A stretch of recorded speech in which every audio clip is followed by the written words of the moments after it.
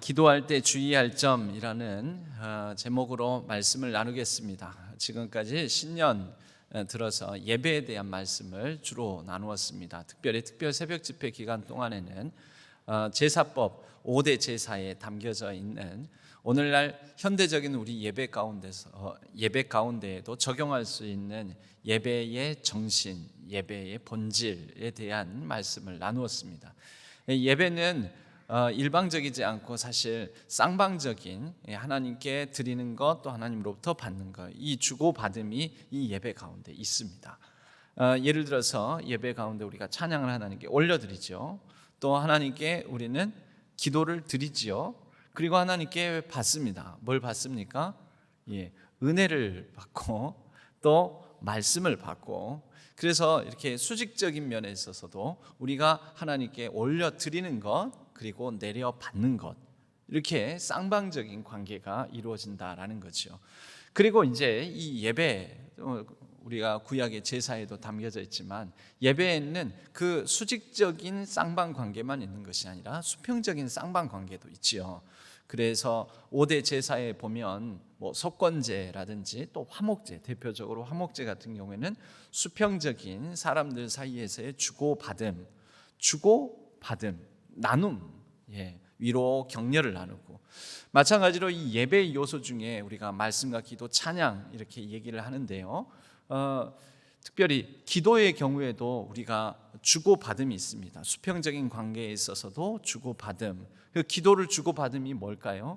우리가 그런 기도, 상대방의 아픔, 연약함, 부족함, 또 병으로 인해서 여러 가지 눌려 있을 때 그러한 우리 성도님들의 주변 이웃들의 사정을 따라서 그것을 하나님께 내가 대신해서 아뢰고, 또 대신해서 하나님 용서해 달라고 하고 하는 중보적 기도, 이런 것들은 우리가 함께 서로 나누는, 서로의 기도 제목을 따라서 내가 같이 기도해 주는, 서로 나누는 그런 주고받음, 수평적인 주고받음이라고도 볼 수가 있습니다. 그리고 우리는 말씀도 서로 수평적으로도 나누지요. 말씀을 수평적으로 나누는 게 뭡니까? 말씀으로 권면하고, 말씀으로 위로하고, 말씀으로 사람을 세우고, 이렇게 주고받음이 있지 않습니까? 이렇게 우리가 하나님 안에서 이루어지는 수직적, 수평적인 이 모든 관계들은 주고받음의 관계들을 가지고 있다라는 거죠. 절대 일방적이지 않습니다. 쌍방적입니다. 이런 쌍방적인 주고받음의 관계를 우리는 인격적 관계다라고 말하는 것이죠. 우리는 하나님과도 마찬가지로 인격적 관계를 맺습니다. 그리고 그 인격적 관계 안에서 하는 구체적인 하나님과의 주고받음의 행위 중에 하나가 또 예배의 안에 기도가 하나의 예배이면서 또 예배 안에 한 요소가 되기도 하면서 이 기도가 매우 중요합니다. 그래서 이번 주부터 앞으로 또 3주 더 해서 오늘은 마태복음 6장을 통해서 이 기도의 가장 중요한 본질적인 의미를 본질적인 부분들을 살펴보고, 그리고 이 중보적 기도의 대표적인 게 예수님의 대제사장적 기도라는 별칭이 붙어 있는 요한복음 17장. 요한복음 17장은 예수님께서 십자가에 달리시기 직전에 제자들을 위해서, 세상을 위해서 이렇게 참 긴 기도를 하신 게 있습니다. 그 요한복음 17장을 세 부분으로 나눠서 또 기도에 대해서 좀 더 깊이 있게 살펴보겠습니다. 오늘은 먼저 이 기도에 관하여서 예수님께서 주로 그 많은 명령을 담고 있는 금원 명령. 성경에는 하나님께서 우리에게 주신 계명, 그 계명 또 지켜라는 이런 법들 가운데는 크게 보면 두 종류로 나눠집니다. 하지 말라라는 것과 하라라는 것. 그래서 하지 말라라는 것을 우리가 금원 명령이라고 하고요, 하라라는 것을 정언 명령이라고 합니다. 금원 명령은 이렇게는 하지 말라, 이건 잘못됐다, 그렇게 살지 말라, 이런 이제 부정적인 단어를 통해서 이렇게 어떤 행동을 하지 못하도록 하는 것이죠. 정업 명령은 이렇게 해라, 이렇게 살아라. 긍정적인, 부정어가 없이 긍정어를 사용해서 이렇게 살아라, 이렇게 하는 게 좋겠다, 이런 말씀들이 정업 명령입니다. 무엇이 먼저일까요? 여러분, 애굽에서 이제 막 건짐을 받은 출애굽한 백성들에게 정업 명령이 많을까요? 금업 명령이 더 많을까요? 그러니까 하지 말라. 애굽에서 하나님 백성으로 답지 않게 애굽 문화 속에 젖어서 살게 되었죠. 오랜 시간 동안. 그러니까 잘못된 것들이 많지 않습니까? 잘못된 것들이 많고 아직 하나님의 백성으로서 온전히 살아가기에 수준이 되지 않을 때에는 뭐 하지 말라라는 금업 명령이 더 많습니다. 우리도 자녀들이 한참 이렇게 자녀들 양육할 때 처음에는 무슨 얘기부터 많이 합니까? 착하게 살아라, 서로 형제끼리 우애하며 살아라, 이런 정언 명령보다는 뭐부터 얘기를 합니까? 못 써, 하지 마, 하지 말라니까, 그러면 안 돼, 이런 얘기부터 먼저 하잖아요. 그러니까 금업 명령이 더 먼저 나옵니다. 그것은 자라면서 이제 말귀를 알아듣고 철이 들게 되면 이때 이제부터는 국가와 사회와 민족을 위해서 살아야 된다, 이런 얘기를 하는 거지. 이제 아장아장 걷기 시작한 애한테 국가와 사회와 민족을 위해서 살아야 된다, 이런 얘기는 통하지가 않지 않습니까? 나무를 꺾지 말아라, 이런 얘기를 하는 게 낫지. 아이한테 이런 생명체들을 사랑해야 된다, 여러분, 이렇게 정언 명령을 하기는 너무 어렵잖아요, 애한테. 그러니까 나무를 꺾지 말아라, 그 화단에 있는 풀이나 화초들을 함부로 밟으면 안 된다. 봐요, 금업 명령을 많이 쓰잖아요. 예수님께서 기도에 대해서 가르쳐 주실 때에도 먼저는 이렇게 기도해서는 안 된다. 그건 뭡니까? 잘못된 기도 방식을 통해서 자기 자신을 드러내고 있었다라는 것이죠.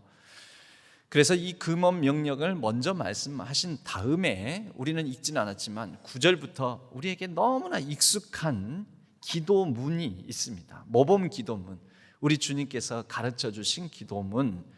그러므로 너희는 기도할 때 이렇게 하라. 하늘에 계신 우리 아버지여, 이름이 거룩히 여김을 받으시오며. 뭐죠? 주님께서 가르쳐 주신 주기도문이죠. 주기도문이 어디 나오냐? 마태복음 6장에 나옵니다. 6장 9절부터 10절, 11절 이렇게 이어서 우리 주님께서 가르쳐 주신 기도문이 나오는 거죠. 뭐라고 하면서요?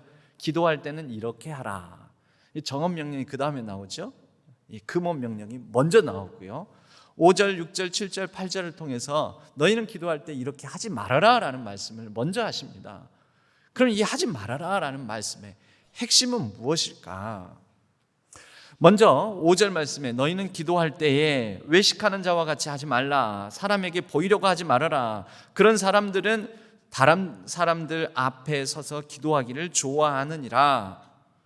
이런 기도는 하나님께 상을 받지 못한다. 한마디로 말하자면 이미 상을 받았으니까, 다른 사람들의 인정과 칭찬을 받았으니까, 그래서 다른 사람들 앞에 과시하기 좋아하는 이런 기도하지 말아라. 그러면 이 반대는 뭐겠습니까?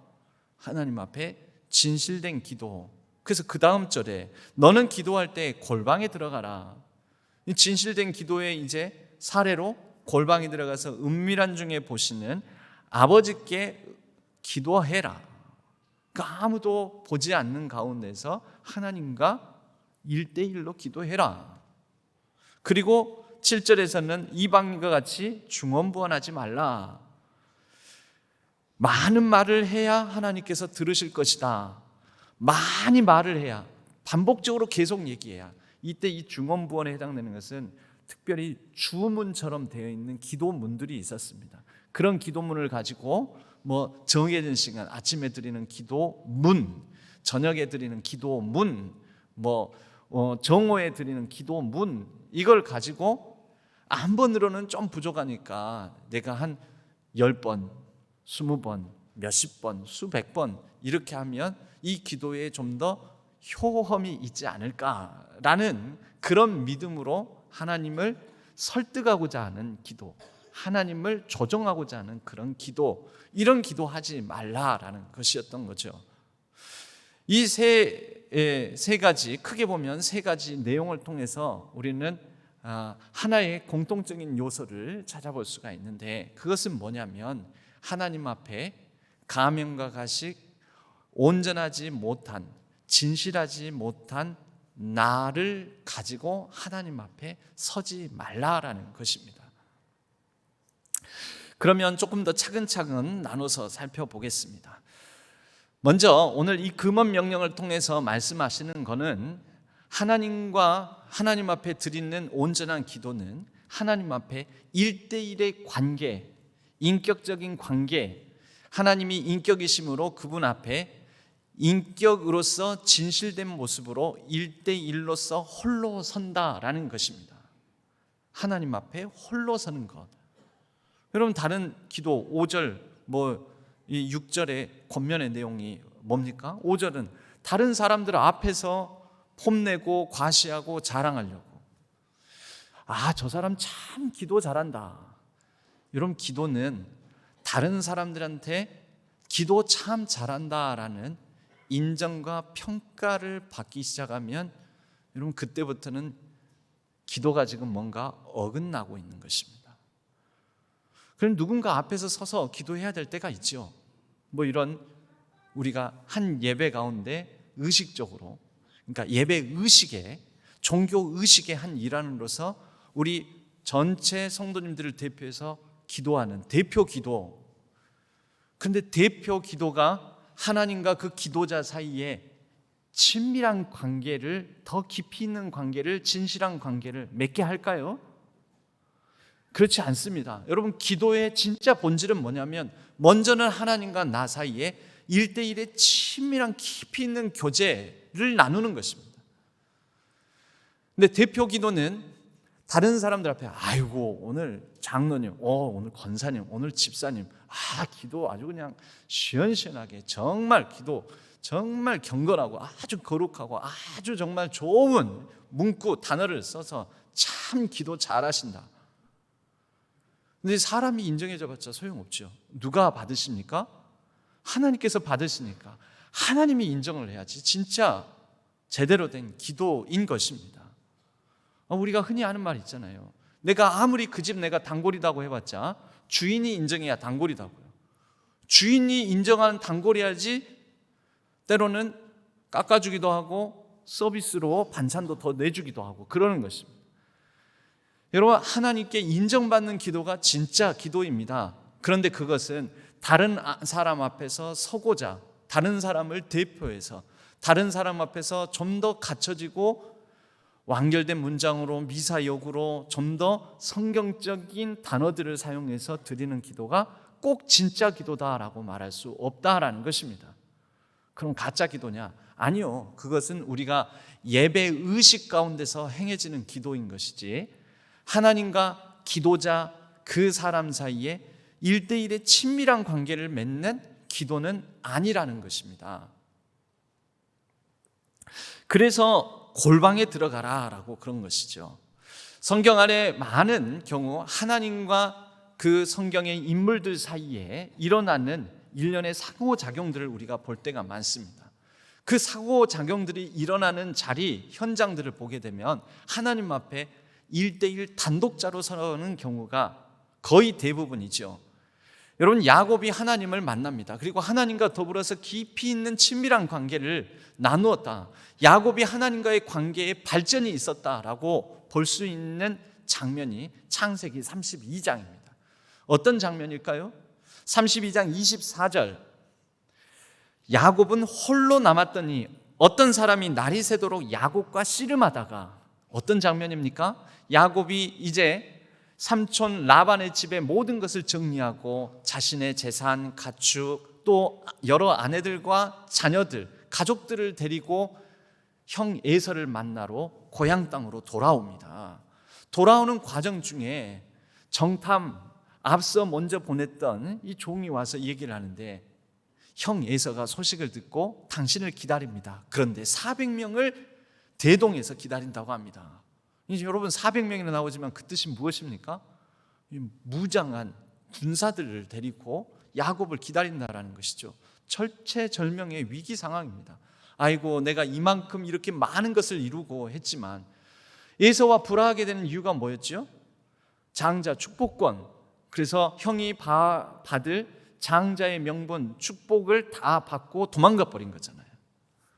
형과 이렇게 관계가 엉망이 된 상태에서 몇십 년 만에 돌아오는데 형은 군사 400명을 대동해가지고 거느리고 자신을 기다린다라는 소식을 들었을 때 야곱의 마음이 무너지는 거죠. 내가 이룬 모든 것들이 다 물거품 수포가 될 수도 있겠구나.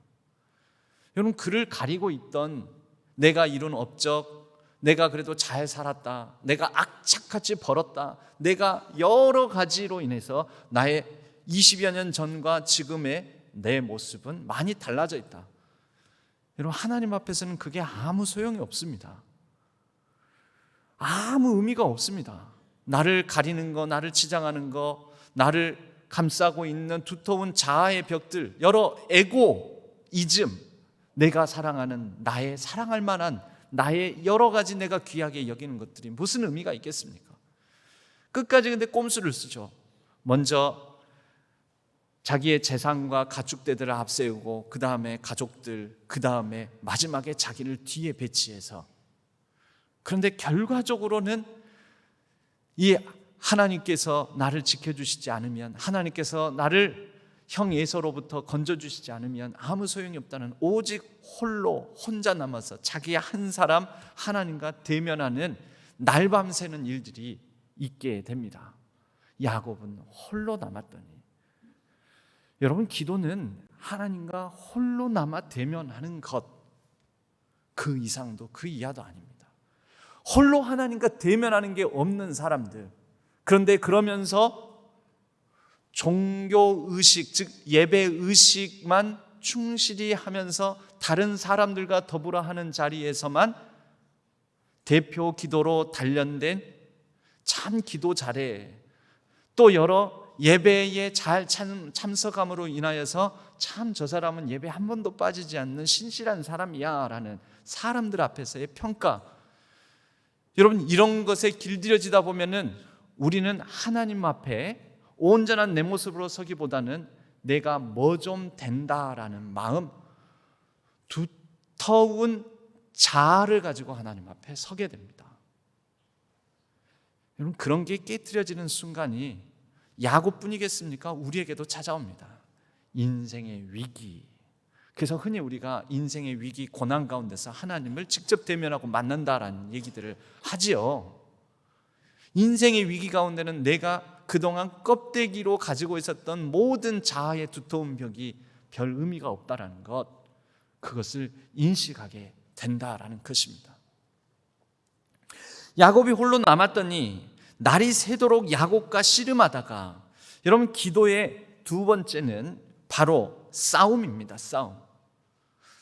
여러분, 하나님과 1대1의 정말 혈투를 벌이는 싸움.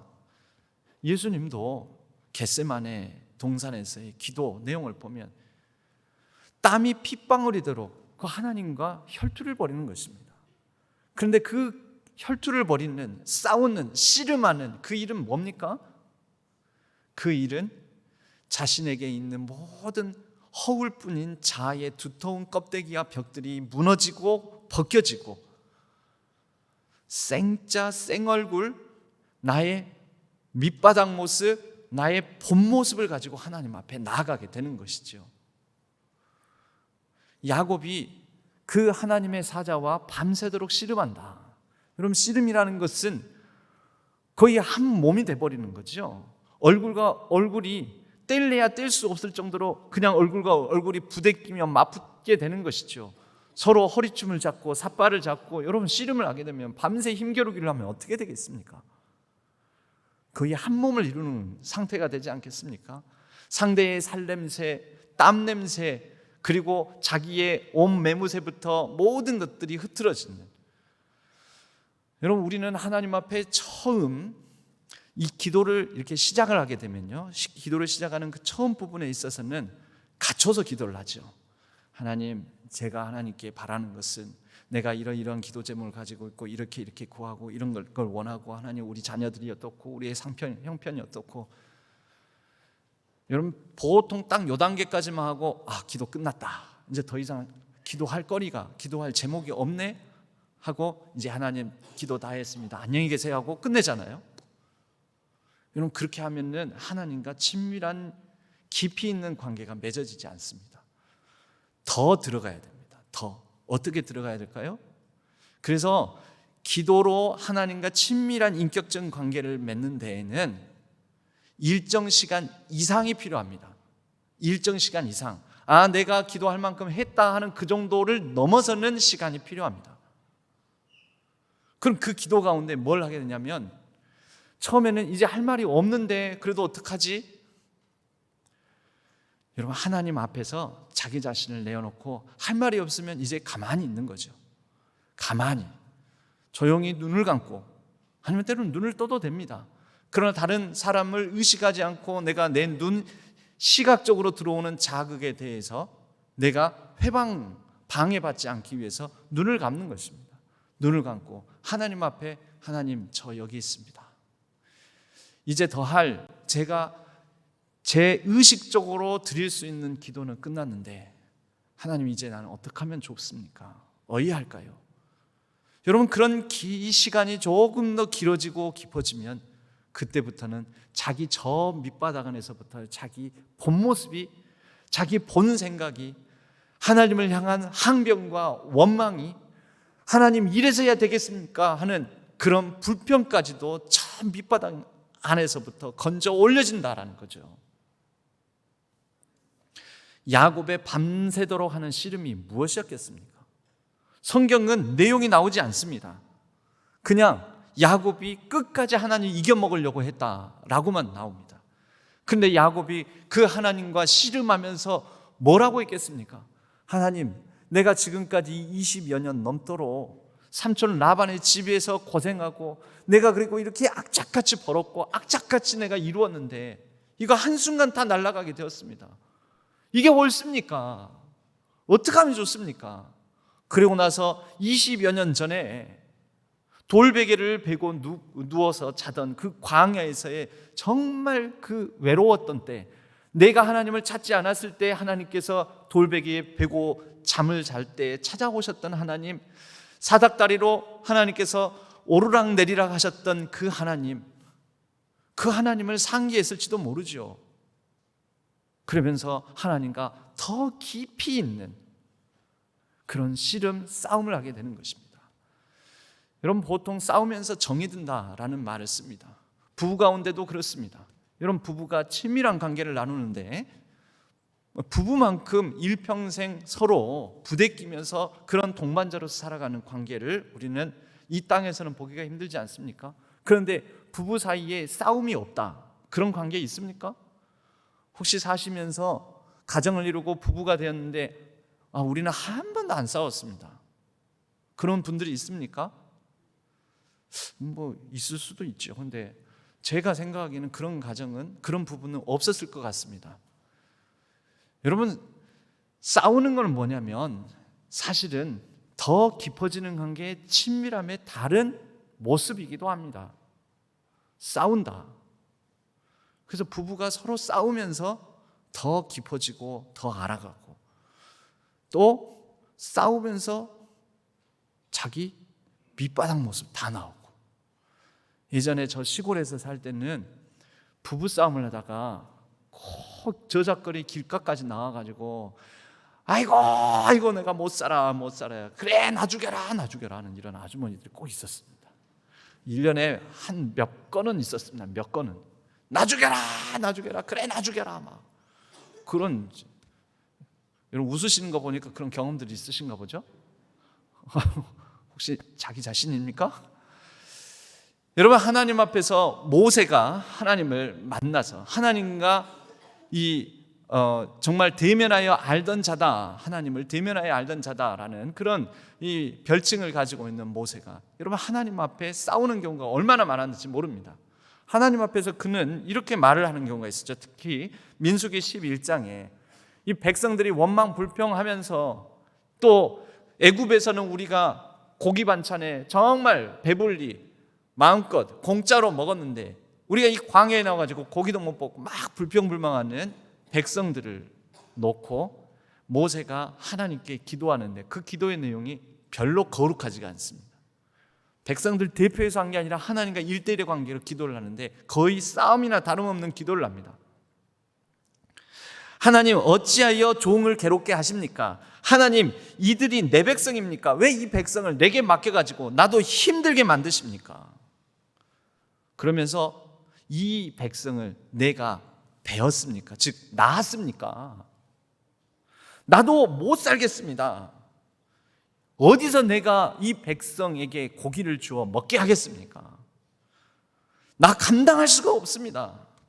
그러더니 마지막에는 아까 저작거리에서 우리 시골에서 보면 한 번씩 있는 일, 나 죽여라, 나 죽여라. 하나님을 향해서 이렇게 얘기합니다.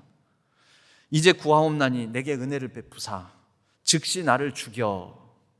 그죠? 뭐 하고 있는 겁니까? 나 죽여라 그러고 있잖아요. 하나님 앞에서 즉시 나를 죽여 내가 고난당함을 보지 않게 하옵소서. 여러분, 이런 모습이 어떤 모습일까요? 부부 사이에서나 그리고 그렇게 하는 거죠. 나 죽여라. 서로 치열하게 싸우는 거. 자기 밑바닥 모습 다 드러내는 것입니다. 여러분, 기도는 하나님 앞에서 자기 밑바닥 모습 다 드러내는 것이죠. 대표 기도를 통해서 밑바닥 모습 드러냅니까? 안 드러내지요. 딱 갖춰서 목소리도 좀 더 근엄하게, 내용도 좀 더 정돈되게. 근데 하나님 앞에서 1대1의 단독자로 서는 기도는 자기의 밑바닥까지 긁어서 자기의 통회함과 자복하는 마음과 온전한 심령을 다 들여서 하기 때문에 그 기도의 끝에는 하나님, 차라리 나를 죽여주옵소서라는 그런 자조와 한탄, 탄식의 기도까지 담기게 된다라는 것이죠. 그러면 어떻게 할까요? 나 죽여라 달라드는 우리를 보고 하나님께서 야곱을 향하여서 네가 이겼다, 네가 이겼다, 네가 이겼다. 이제는 너를 야곱이라 하지 말고 이스라엘이라 하리라.